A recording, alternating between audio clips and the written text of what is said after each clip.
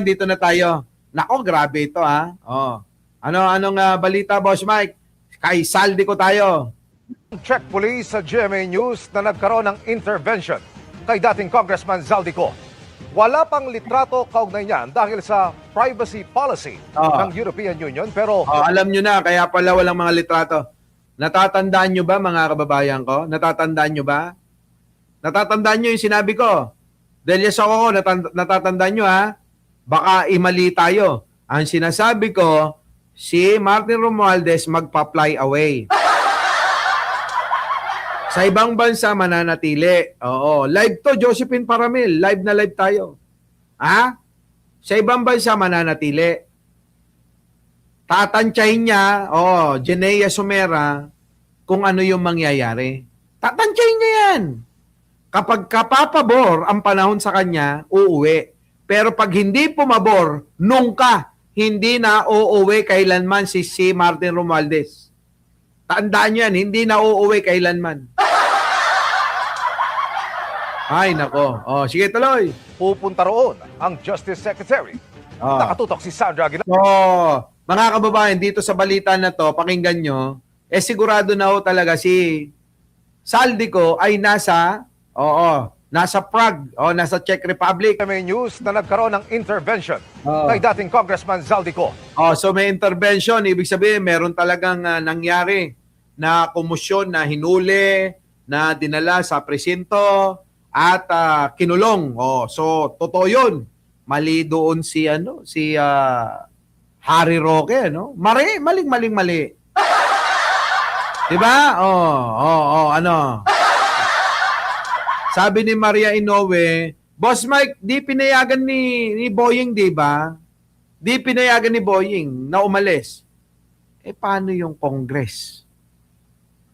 Si Boying ayaw, yung Congress.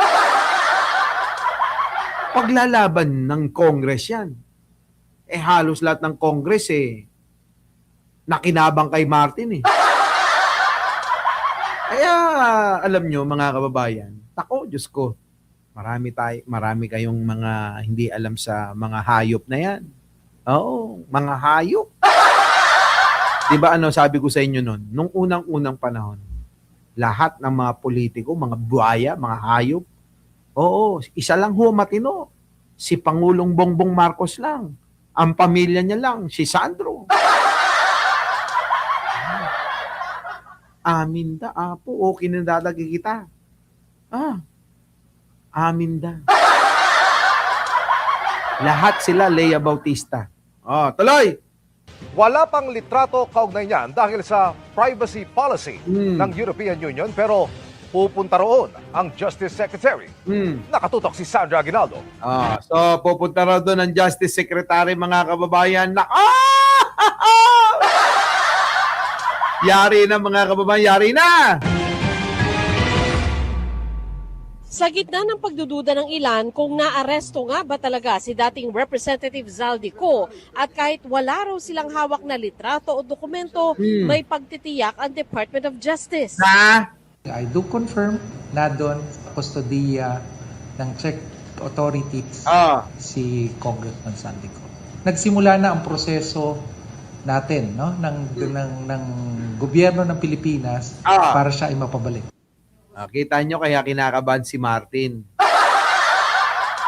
Kinakabahan si Martin kasi nga sabi ko sa inyo, si Saldico lang ang siyang tangi nating ebidensya na magtuturo kay Martin Romualdez na siyang talagang mastermind sa lahat ng pagnanakaw sa bayan.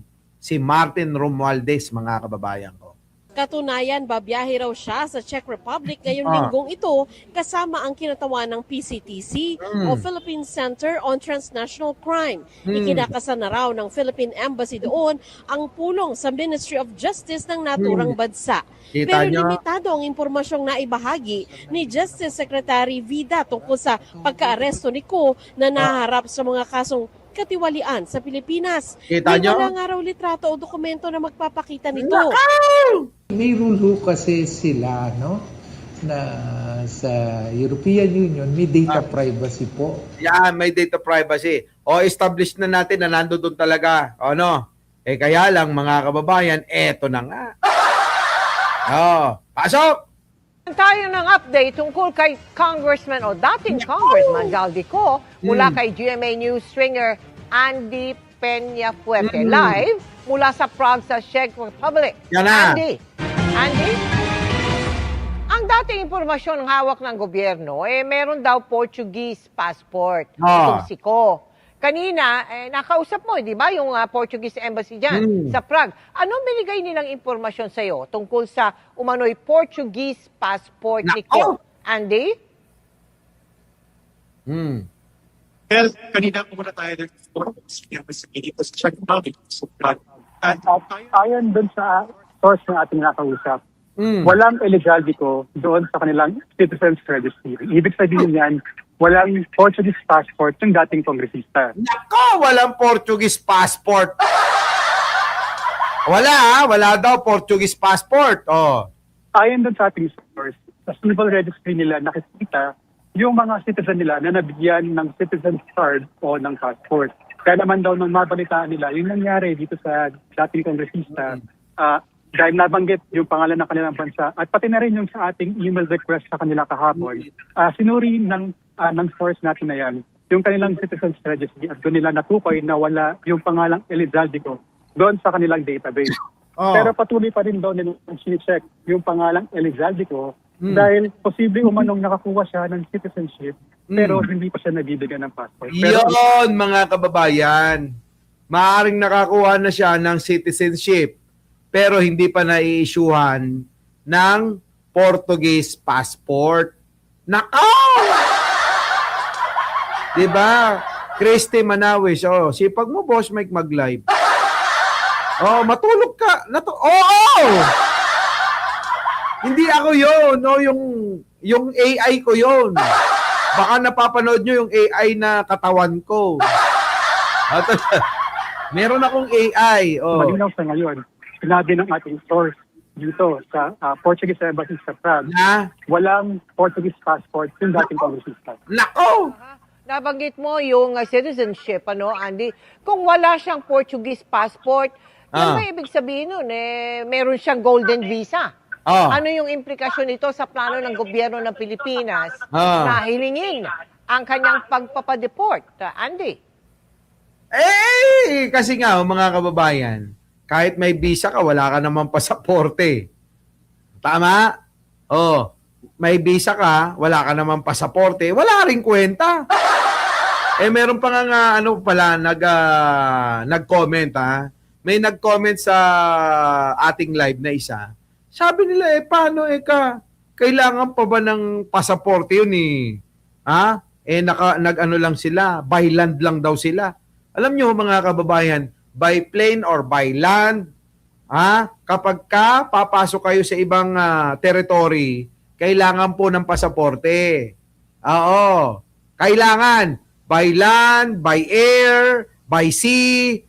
Pagpapasok kayo sa ibang territory, kailangan nyo ng pasaporte. Ganun yun. Kaya ang nangyari kay Zaldico, akala niya okay na yung siguro yung golden visa niya. Hindi nga, kasi nga walang pasaporte. Yung kanyang pasaporte, kinancel na ng Philippines, ng Pilipinas. Diba? Yan yun tuloy. Mel, isa yan dun sa ating mga nilinaw dun sa ating source. Pero ang sinabi niya, hindi raw nila sakop yan.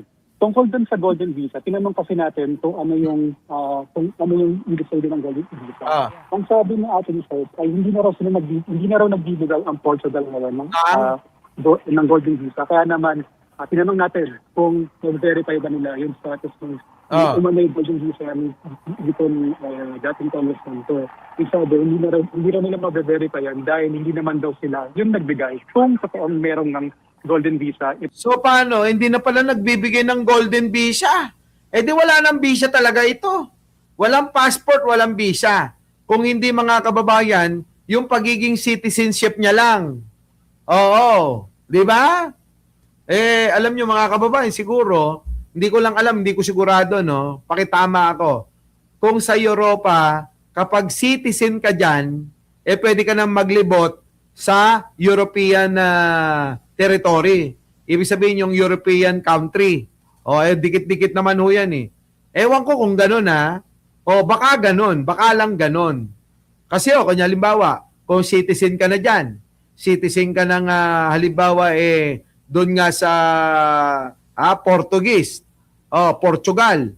Kung citizen ka doon, papakita mo lang yung citizen card mo, pwede mo nang gamitin yon sa lahat ng European country.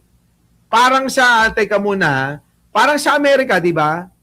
Kapag ka nasa Amerika ka, at citizen ka dyan, kung ang biyahe mo lang naman, USA, punta ka ng Las Vegas, LA, California, kung saan panig ng Amerika, pwede ang gamitin mo, card lang. Di ba? Parang sa atin, dito sa Pilipinas, pumunta ka ng Mindanao, pumunta ka ng Bisaya, pwedeng mag-provide ka lang ng valid ID mo. Baka ganun ho yung kay Saldi ko. Di ba mga kababayan? Baka ganun yung kay Saldi ko. Tama Rebecca Javier ako tama ganyan talaga paggala. Natututo tayo sa mga patakaran nila eh. Si Ko. Halos isang linggo na mula nang mapabalitang nadakip at na-detain dyan sa Czech Republic si Ko. May inilabas na bang bagong impormasyon tungkol dyan ang Czech government? Andy? Well, ito nga sa likuran ko ay ang tanggapan ng Czech Ministry of Justice. At kanina, sinubukan natin kausapin yung mga tagapagsalita nila. Pero tumanggi silang humarap sa camera. Sabi naman nila sa atin ay sasagot naman daw sila din sa mga email natin sa kanila. Meron tayong isang pending na email na kakasend lang natin sa kanila kaninang umaga. At hinihintay natin ang sagot nila din sa ating mga panibagong tanong. Ang huli natin nakuha mula doon sa MOJ kahapon ay hindi raw muna sila magbibigay ng iba pang detalye at impormasyon hanggat hindi pa verified yung status ng kaso ng dating kongresista. Wala na ho yan mga kababayan. Sigurado na ho si Saldi ko mapapauwi. Ako naniniwala, sigurado na ho yan. Oo, si Saldi ko mapapauwi. Itagaan nyo na sa bato yan.